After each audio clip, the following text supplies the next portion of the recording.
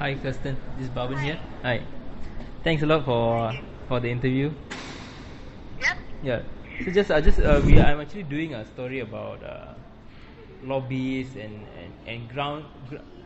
on the ground activism lah. So basically, Uh-huh. I find that your involvement in the death penalty is particularly in the death penalty campaign is particularly interesting, and you have got quite a good thing going on. So can you tell me more about your involvement with the lobby against the death penalty in Singapore? How do you My get involved? involvement, Yeah, yeah. it just started with TOC, and then it kind of snowballed till about, say, I think August or September last year. I founded We Believe in Second Chance with Okay. Damien. Okay. Damien is, I think, he's 19 this year, so he's in BMT now. Okay. So yeah. So now that he's in NS, I mostly run it myself. Okay. So how do you get what interested you to go as far as forming a movement on this issue? At first I was just interested because through helping POC I started to read more about it, and when I realized how the law is structured, and when I realized that the death penalty is not just a death penalty, it's a mandatory death penalty, and I just felt that that system is wrong and it's unfair. Plus personally I don't believe in a death penalty, so Okay. then after that, because of this POC's MVP campaign, I got to know Wukong's Okay. siblings. Yeah. Okay. Yeah, I eventually met the whole family there. Okay. And I was at the hearing last year March, and then I realized that Wukong is really young. He's only 6 months older than I am, and so we decided that we needed a campaign that attracts more young people, because Wukong is our age, Okay, and yeah. we are the best people to relate to his cause, and so we should be doing something about it. Okay. So, but you probably are a minority in terms of young people who come forward to champion the causes that they believe in. Why do you think young people are not coming? Is it because they are apathetic, or because there are other restrictions as to championing their whatever causes they believe in? I think it's different for every person. So for some of them, it's because their family, their parents don't want them to do this. For others, they just don't care. Okay.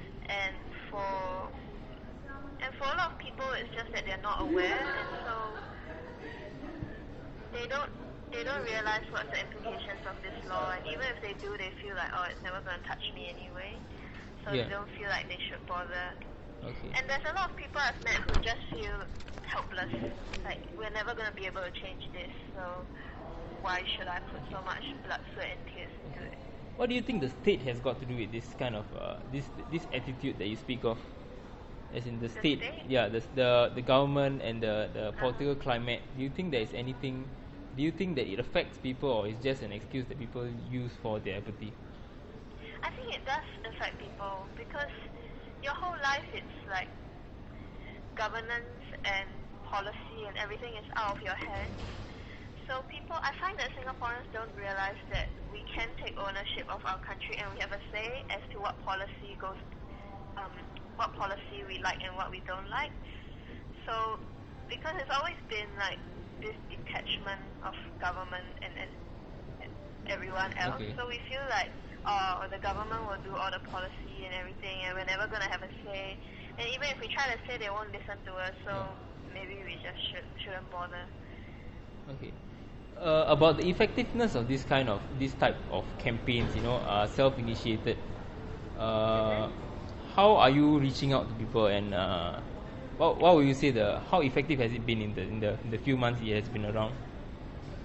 In terms There of are awareness. a lot more young people that I've noticed coming forward, and a lot is through our personal friends, because we always start on Facebook, because I mean, you can't have a demonstration and everything, and you can't get the story into the mainstream media, so we always have to start from the internet. So we started with Facebook, and then when we got a lot of likes, we started a blog. And so a lot of it is through like personal friends, like talking to our own friends, people on my own friends list, and then they will spread to people on their friends list, and we slowly get people this way. Okay. And I've noticed quite a few of the younger people who weren't around early last year when I first started. Now they're coming and they're being interested. Okay.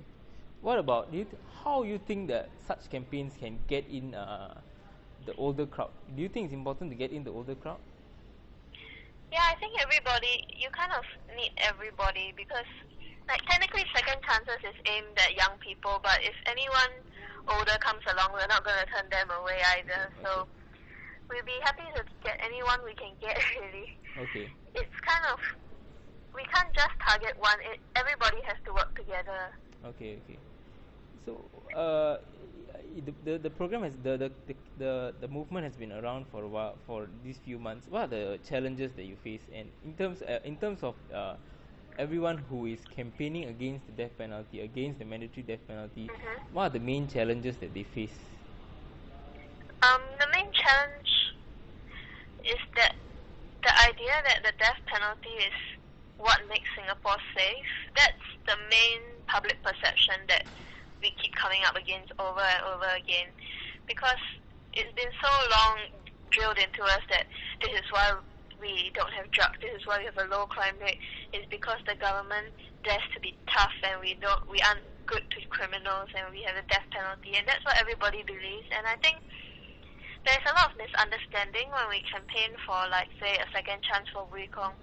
The misunderstanding is that we are campaigning for release, we want him to be acquitted, we think he's innocent. And I think that's a misunderstanding that has actually kind of been planted in the people's minds by the mainstream media and some comments from the government even, because when you say things like we can't just let them go, it creates the perception that people who are against the death penalty want them to be acquitted. Actually, we are not. We just say jail them, but don't hang them. But a lot of people don't realize that that's what we're saying. Okay, so civil society at large, how connected is the civil society in Singapore, and is it easy to work with other groups or other people from other civil society groups, and how cohesive is the civil society group, and just want to get a sense of what kind of cohesion there is within the ground up kind of movements in Singapore. Your take on it? I think there is quite a lot of cooperation. We don't mind. We are willing to work with anyone. So right now, Second Chances and SADPC, the Singapore Anti-Death Penalty campaign. Yeah, we are working very closely together. We do this upcoming forum we are doing together, and then maybe in future events we will also do together, because we realize that we need to work together to be able to have a wider audience and a wider reach. And we also can work with other NGOs like Marua, because they do human rights and they do have a stance against mandatory death penalty. So we can always communicate and work with them.